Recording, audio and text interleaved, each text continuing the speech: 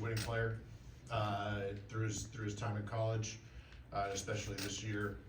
Both ends of the court, plays hard every night, and we're looking forward to injecting that here to our team in Sacramento. So lastly, my wife said she approves of your number. She was also 22, so good choice. With that, I'll turn it over to Devin. Appreciate it, Monte. Just super excited to be here in Sacramento. Like Monte said, used to live here, played AU ball, YBA. I don't know if you guys are familiar with that, but yeah, just super excited to be here. I think you're getting a winning player, older guy in the class, just somebody who wants to come in, work hard from day one, and do all the dirty work and able to win. So like I said, super excited to be here, and we'll take questions now. Questions? Not all at once. Devin, welcome to SAC.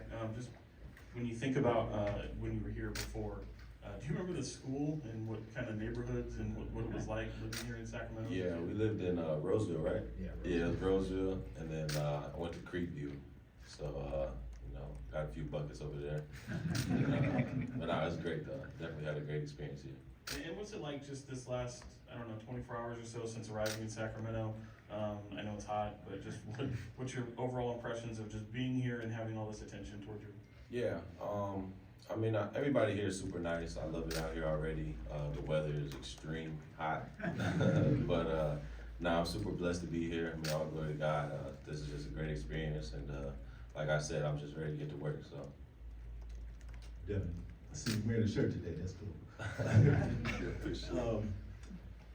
I know things pretty fast since the draft. You landed here just a couple of less than 36 hours ago. But have you spoke to any of the players, Sabonis, De'Aaron Fox, anything like that?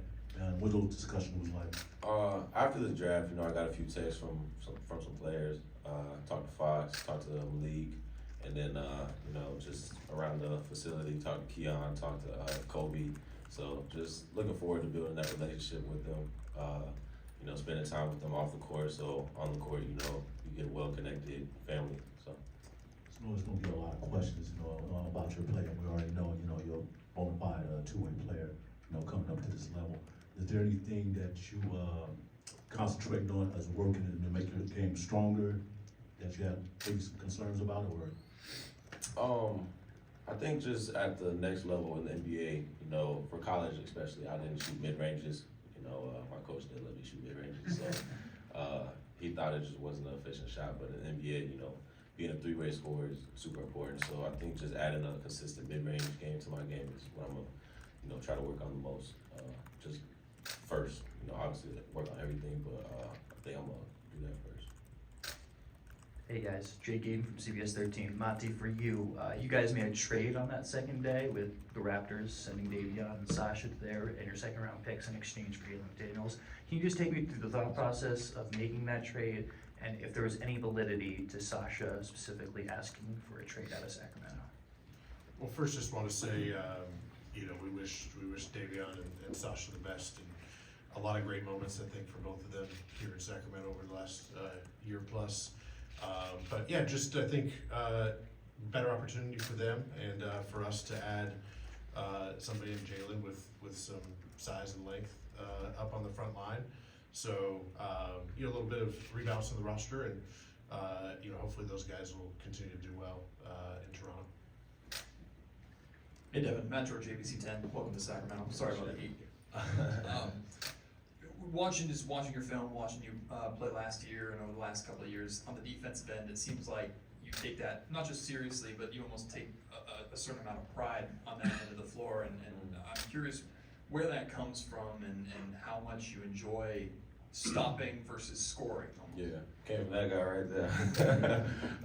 I just throughout my whole life, I saw how he got on the court, which is by his defense. Everybody just, it kind of gets to be repetitive when you're walking around basketball games and everybody like, your dad was a dog on the defensive end, and stuff like that. So just, trying my best to mimic that. And, at the end of the day, if you're not scoring, if you're not doing anything else, you can at least guard and take that personally. So, you want to give the coach a reason to play you. And every coach wants somebody who plays defense. So, like you said, I just pride myself on that end. And then, But for me personally, I think that my defense turns into offense as well. So, you know, if I get a stop, a block, or a steal, I'm able to turn that into, you know, good momentum on the offensive end. And I think I feed off of that too. Same with my teammates. So. Hi, Devin. Welcome to Sacramento.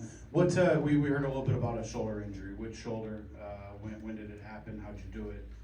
And what have you learned just about the extent of that? And then Monte, if you wouldn't mind addressing that maybe as well. Yeah, so, you know, I haven't met with the team doctors or anything yet.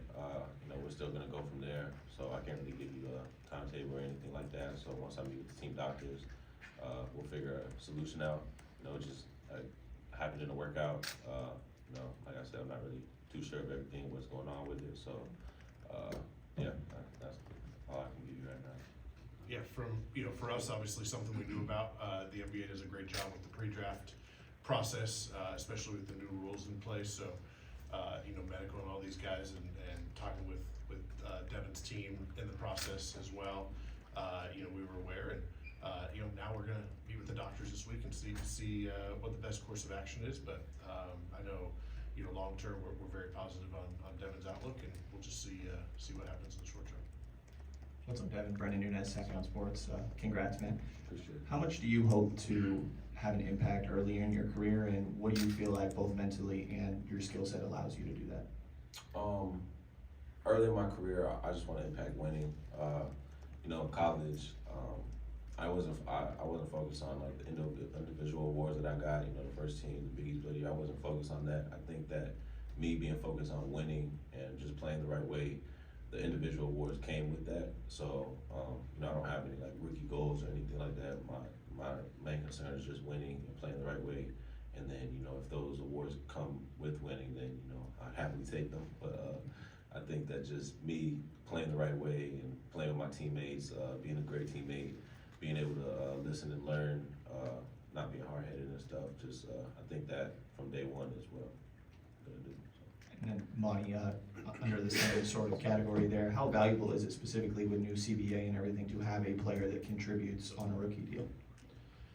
Yeah, for sure. I mean, obviously, getting these guys when they're much younger than I am these days, and a long career ahead of them. So, you know, we talk about the draft being a time not just to add to our team now, but hopefully somebody that could be here for, you know, 5 to 10 years down the road and be a part of our team. And, you know, I think for Devin, we're always looking for two-way guys. So, seems obvious, but you got to defend, you got to score. And, you know, we need to be better on both ends. And the way the league's going, you've got to be able to do it all. Otherwise, you know, teams are going to find that weakness and pick on it. And, you know, the good thing about Devin is, you know, he's been able to show all those facets of his game. So, you know, we're excited about not just the near term with him, but, you know, his future as well.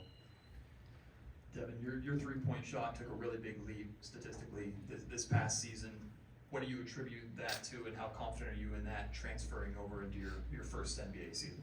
Yeah, I mean, I'm super confident in my three-point shot. I'm sure you said you watched some film. I'm sure you saw the deep shots I was shooting. So I'm definitely confident in my three-point shot. Me and my dad, you know, we worked countless hours on my shooting. You know, Coach Kim came to Providence, and he told me he wanted me to shoot 7 threes minimum a game, and just hearing him say that from day one, just building that confidence back up that I lost was so big time. And I think just me having my confidence back from when he first got there, you know, through the whole summer, just telling me to shoot it. You know, even when I didn't think I was open, he said shoot it because he thought I was.